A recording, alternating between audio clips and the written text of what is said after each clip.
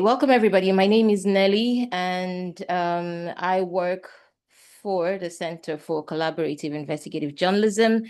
And this is our product. We created ElectionWatch, which is give me a second to know exactly, which is a product that we built in response to something. This is a team that we worked with.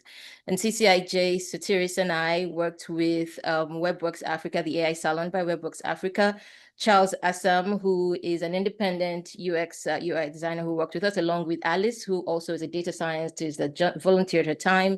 We also worked with Factiverse. Gota was our mentor and coach for this. So we built ElectionWatch because we had a problem.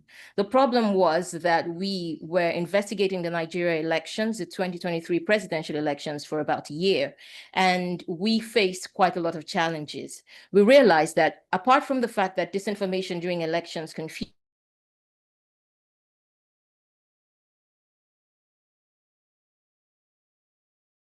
the democratic processes, we realized that the problem trusting how to choose what information works or doesn't work, what's valuable and what isn't. And in the course of it, having our journalists deal with all of these false informations, fact-checking information, we realized again that the sentiment around this information wasn't just that it was good or bad or people were confused by it. It was that even when they identified that it had a problem, there was no other way to deal with it.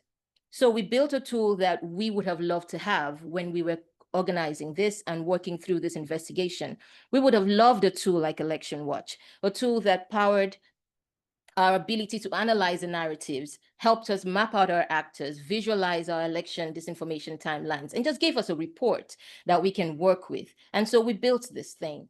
But before we did it, we first asked our users, what do they want? Our users were simply journalists who become fact checkers during elections and journalists who are already fact checkers, election monitors and newsrooms who suspend everything during an election year and start dealing with the information overload that comes in. They wanted a tool that was simple. It was easy to use, efficient, tracks misinformation, and did everything that you're looking at right now on the screen. It was adaptable for them, and it gave them what they called proactive assistance, which means it enabled them to go from step by step to achieve what they want. So what does ElectionWatch do? This tool does three basic things with a little bit of other things around it. It will first analyze the narratives, it will map out actors, and it will show you those narrative timelines.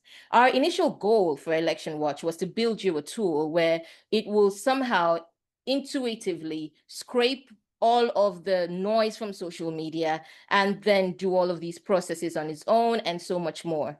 But we only had $50,000 and we can only build an MVP within the short narrative and the short time that we had.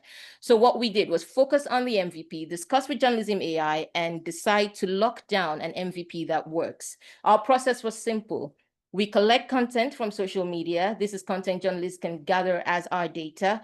We collect all of these and then we upload them. Our ML and AI models will just flag this information, categorize them into these narratives. We'll map these narratives out as downloadable reports for you that show all of this. And any journalist who uses this can move along to do their electoral investigation and disinformation reports.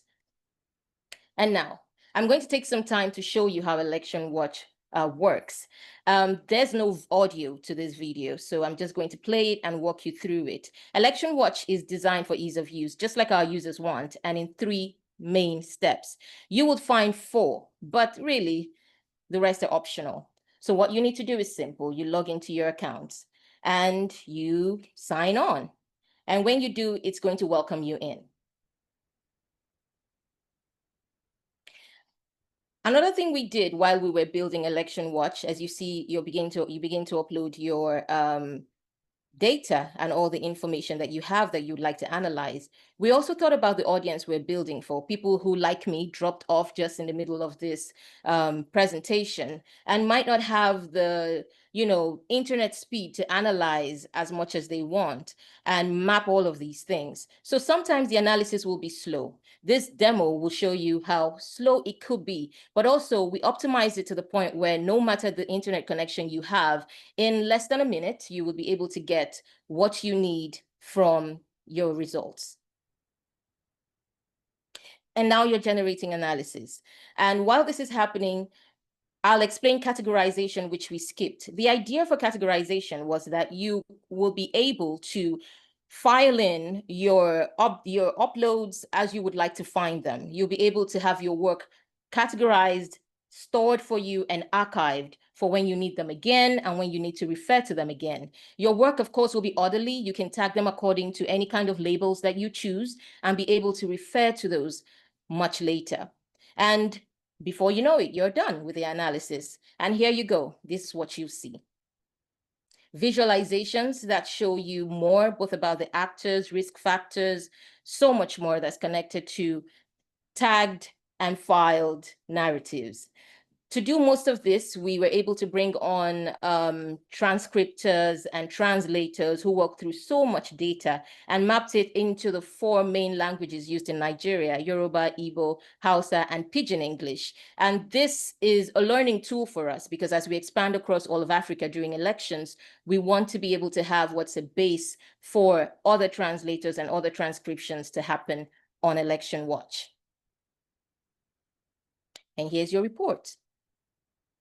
It's a downloadable report that is just very basic, but at the same time detailed. And any journalist can do a story just through the reports that they get from ElectionWatch.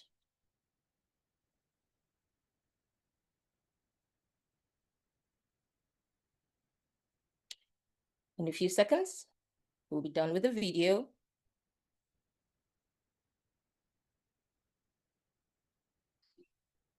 And there you go. And this is just an MVP. This is a working, functioning MVP. We are testing in-house within CCIJ and testing, of course, with our partners in WebWorks, and we're going to expand testing soon. This week, we're going to launch the live version for you to see. And we continue to show you more. I just want to take you through the takeaways for our presentation here. Now, here are some of the takeaways that we have. And we worked with quite a lot of data. And one of the key catch for us in ElectionWatch is that we wanted to be able to analyze TikTok data and Telegram data. And these are the lessons that we learned. There was quite a lot more on the AI ML side of things, but only so much time to present that. And this is the impact and value. A journalist will be able to filter noise, and further iterations of this ElectionWatch will help them fact check quicker. Newsrooms can map out narratives and actors across borders, and election monitors can spot these trends of disinformation before the spiral. Our goal really is to strengthen how election reporting can safeguard democracy from weaponized disinformation and AI-assisted journalism. But our future, which we're looking forward to so much, is how it, can become generative in its fact-checking, have real-time analysis, and also be able to encourage dialogue and communication and that preemptive learning using a knowledge agent. And in all of that, I should also mention one more thing, that the idea of ElectionWatch in its entirety and in its basics is that it will be able to be deployed not just within Africa, but in any country where journalists need every assistance that they can to figure out what's happening around information, misinformation, and disinformation during that intense electoral window. And that's what we've got. Thank you very much.